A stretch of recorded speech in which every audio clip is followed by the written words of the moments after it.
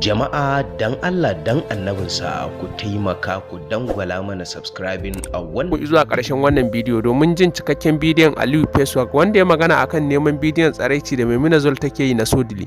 Kamar yadda zamu bayyana muku cikakken bidiyon yanzu. Amma kafin mu sa muku bidiyon ku daure ku danna mana alamar liking a wannan bidiyon wanda kuke kallo. Idan wannan ne zuwan ku na farko wannan tasha mai albarka ku daure ku danna alamar subscribing sannan ku danna alamar ƙararrawar sanarwa domin hakan ne kadai zai ba ku damar da zarar mun dora sababbin shirye-shiryen mu za su shigo cikin kan wayanku. Anya wannan kwamitin ce? Anya wannan kina da imani? Wallahi alazim baki da imani, ke ba mutum bace.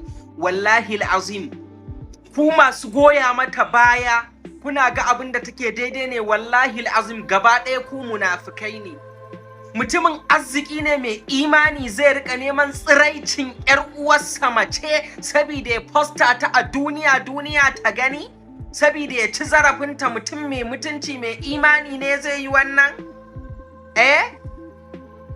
Yanzu tana bi duk ta hanya. A kwanakin baya ku in kuna da kishin kanku matan da kuke goya mata baya, ta yi yadda za a yi aje a samu Sodli ta biya kuɗi ga voice nan sun fito nata wanda a daki Sodli kuma har a cire mata, a mata tsirara, a mata fyaɗe, a mata bidiyo, sai Allah ita ya ɗora mata a kanta. Wannan bai ishe ki ishara ba?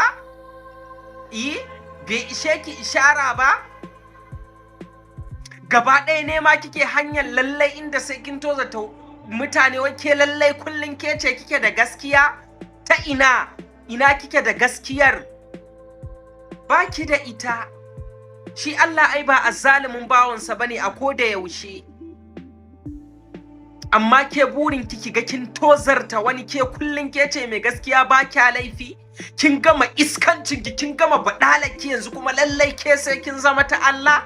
Waye bai san ki ba? Sai dai munafiki ya boye munafinci, to mu ba ma shiru wallahi alazim sai mun fada. Kina ta bin sharrance ki bi Jamila Hamisu da sharri, ki bi Kim Musti da sharri, ki bi Zol da sharri, ki bi Sodli, ki bi duk gasu nan, duk kin bi su, kowa sai lallai kin tono wai abin aibin shi wai saboda wai a gabakin shi. To wallahi baki isa ba, shi Allah baya bacci. Kuma duk sharrinki da mugun nufinki sai ya kare miki a kanki, saboda hassada da bakin ciki. Sultana baby kin ga gashi an ta sai wa uwar ta gida, amma ba kya iya boye hassadarki da bakin ciki. Kin fito kin ce wai ƙarya ne. Ke wai ina ruwanki da su je gidan aiki da kar su je gidan aiki? Ina ruwanki? In ma ba su je ba ke ma kin yi zaman nan. Yanzu saboda kin ga abin da yake faruwa, saboda ki fito ki wasu abubuwa, saboda wani nufin ki, shi isa kika dage ai a gidan aikin. To me ya damuwarki? Tunda ba ci kike ba su ba sha kike ba su ba, gidan aiki kike biya musu ba, me ye naki? Ba alkhairi a tattare da ke, na fuskanta tunda jamjam ta bakki. To wallahi alazim ko to yanzu kowa wa ma kike tare da shi?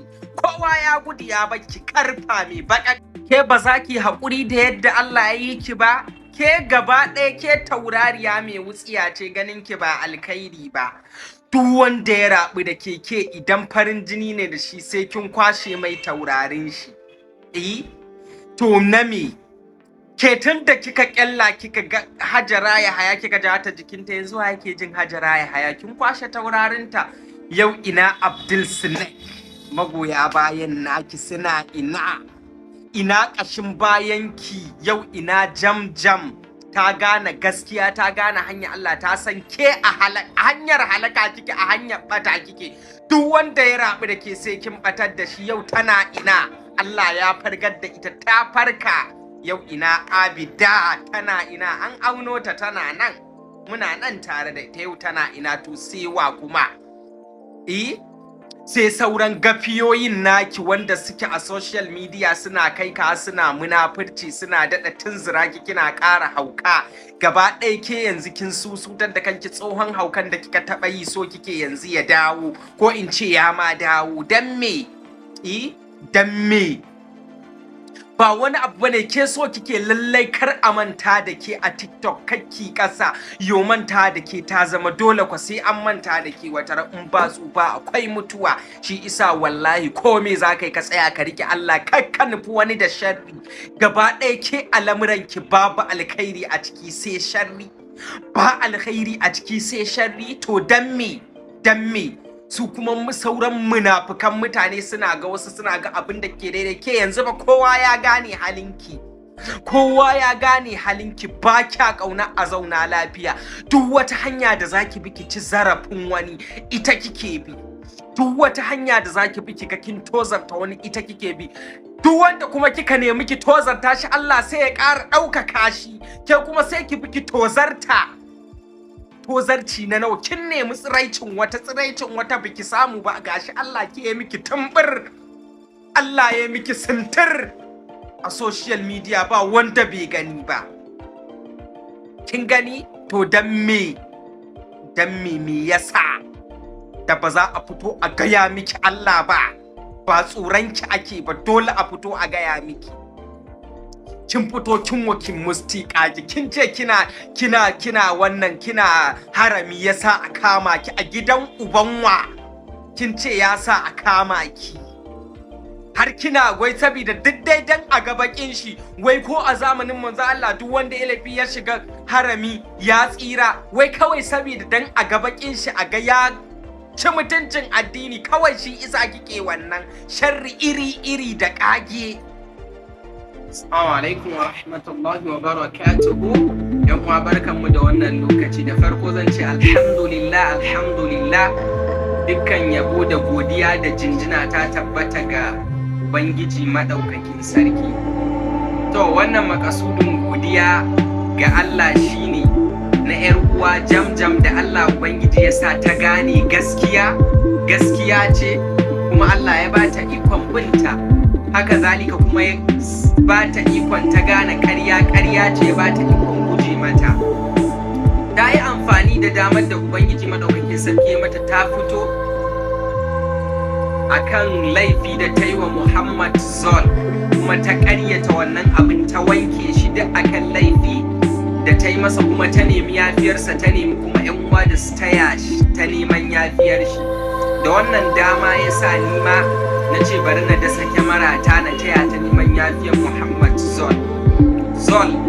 Kana ji na kuma kana gani na, ina neman alfarmarka, ba dan ni ba dan Jamjam ba dan kuwa ba, sai dan Allah da kuma alfarma annabi Muhammad sallallahu alaihi wasallam, da ka yafe wa Jamjam duk wani abu da yake cikin zuciyarka, ka wanke shi, ka yafe mata sabida Allah, ba dan wani abu, ba dan idan duniya ba, sai dan sabida Allah. Kuma ka wanke duk wani datti da ya sa na wannan din da ta yi maka, ka wanke shi, komai ya wuce komai. Muna neman wannan alfarma dan Allah ka yafe mata. Ita dama rayuwa haka take, ba za ka gane mutum masoyinka bane sai lokacin da wani bala'i ya same ka, haka zalika kuma ba za ka gane mutum makiyinka bane shi ma sai lokacin da wani abu ya faru da kai, na farin ciki ne ko na bakin ciki. Mutum mugun ice ne. Allah ya haɗa ta da gafiyoyi ne waɗanda ba sa ƙaunar su ga an zauna lafiya, su karka tunzura ta, suna sa ta tana yin abubuwa, kuma mutum lokacin da yake yin abu a lokacin daɗi yake mai, baya ƙaunar ya daina, amma da zarar Allah ya ganar da shi gaskiya a duniya, hankalin shi ba zai taɓa kwanciya ba, sai ya nemi yafiyar waɗanda ya yi wa laifi. Shi isa Zol muna neman wannan alfarma. Haka zalika ni ma Jamjam, abin da ya faru tsakaninmu na rigima, ina neman alfarmar yafiyar ki tun da kin gane gaskiya. Ni ma kuma ina neman alfarma da ki yafe min duk abin da ya faru, kuma ni ma na yafe miki duk abin da ya faru tsakaninmu, yanzu ba komai tsakaninmu. Shi isa a koda yaushe muke yin addu'a Allah ya haɗa mu da masoya.